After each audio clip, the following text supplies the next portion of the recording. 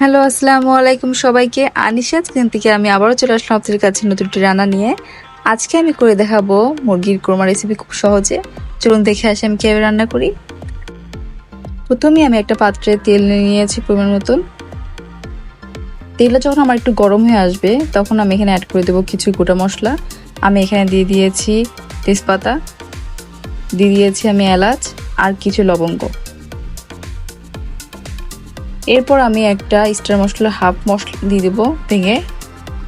এই পর্যায়ে আমি ইউজ করে দিচ্ছি এখানে 1/3 কাপ পেঁয়াজ।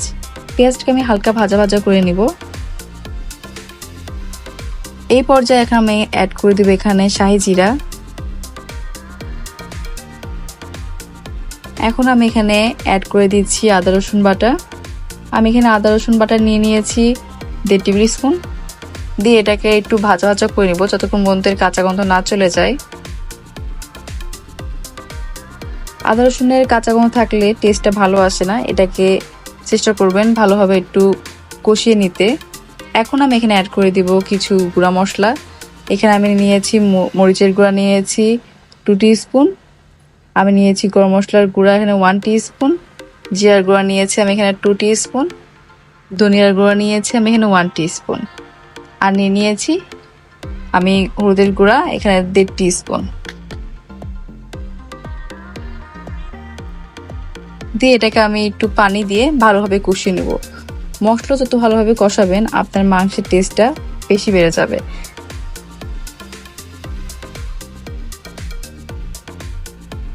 আর দিয়ে দিয়েছি আমি এখানে জয়ত্রী। যখন আমার মাংসটা ভালোভাবে কষানো হয়ে যাবে তখন আমি এখানে অ্যাড করে দিব মুরগি। আমি এখানে আজকে লেয়ার মুরগির কোরমা করে দেখাবো। আমি লেয়ার মুরগিটা আগে থেকে ধুয়ে রেখেছিলাম, এটা এখন আমি দিয়ে দেব।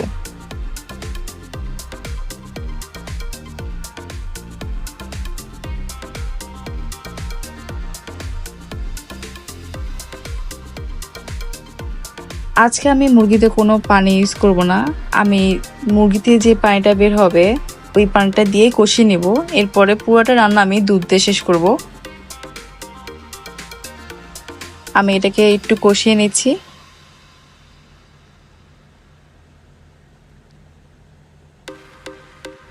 মাংসটা মশলার সাথে ভালোভাবে মিশে গেলে এটাকে আমি কিছুক্ষণের জন্য ঢাকনা দিয়ে ঢেকে রাখবো।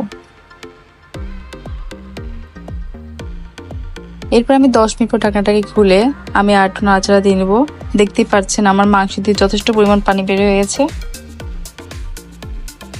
এই মাংসের এই পানিটা দিয়ে আমি মাংসটাকে ভালোভাবে কষিয়ে নিব। এখন আমি এখানে অ্যাড করে দিচ্ছি টক দই। আমি টক দই নিয়ে নিয়েছি এখানে 1/3 কাপ। আমি এটাকে চামচ দিয়ে ভালোভাবে এটাকে বিট করে নিয়েছিলাম।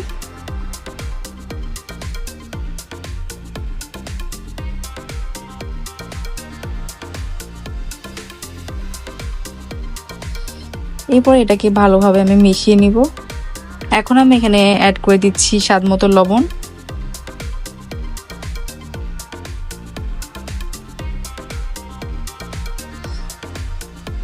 আপনারা হয়তোবা জানেন যে লেয়ার মুরগি হতে একটু টাইম লাগে।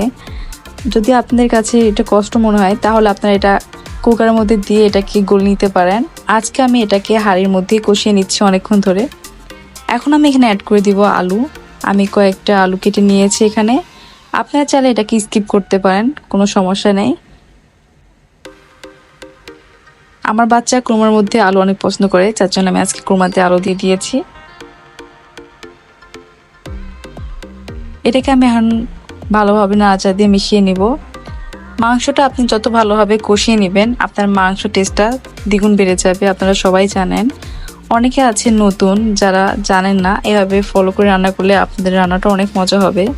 এখানে আমি দুধ দিয়ে দিয়েছিলাম আগে থেকে, সেটা আমার ভিডিওতে আসে নাই, আমি পরে আর একটু দুধ দিয়েছি।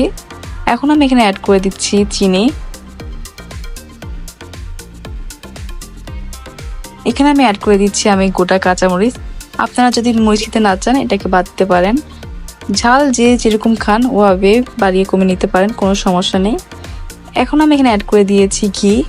ঘি দিলে কোরমার টেস্টটা দ্বিগুণ বেড়ে যায়। এখন আমি এখানে কিছু দিয়ে দিয়েছি আলু বোখারা।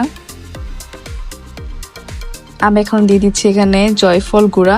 আমি এটাকে একটু গুঁড়া করে নিয়েছিলাম। দেখতেই পাচ্ছেন আমার কষাতে কষাতে মাংসটা এরকম পর্যায়ে আসে। লাস্টে আমি আর একটু দুধ দিয়ে দেবো এখানে। আমি এখানে টোটাল দুধ দিয়েছি আধা কেজি। এরপর আমি এখানে অ্যাড করে দিচ্ছি কিছু কাঁচামরিচ আর আলু বোখারা আর গরম মশলার গুঁড়া দিয়ে দিয়েছি। একবারে দিয়ে এটাকে আমি ভালোভাবে মিশিয়ে নিচ্ছি। আমি এটাকে আর একটু কষিয়ে নিব।